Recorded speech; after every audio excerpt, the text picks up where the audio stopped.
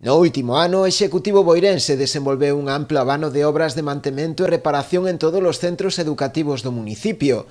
Daba así resposta a varias demandas históricas presentadas polos distintos equipos directivos e as AMPAs dos colexios. Levaban solicitando xa desde fai moitos anos, sobre todo pintados de aulas, equipamentos e reparación de luminarias que se están cambiando de forma periódica a LED en todos os colexios. Eran obras que son ao mellor máis pequenas, pero que sí que eran moi necesarias, que os centros levaban anos solicitando por parte do Concello. A maiores, o Concello pretende desenvolver tamén outras actuacións de maior calado, algunha delas xa en fase de licitación, como é o caso da mellora da seguridade viaria e accesibilidade no entorno dos centros públicos de ensino na Avenida de Compostela, onde se prevén investir máis de 50.000 euros. Hai unha mellora viaria da accesibilidade no entorno do centro de ensino de Santa Baia, na Avenida de Compostela, que vai consistir en modificar toda a acera do marxen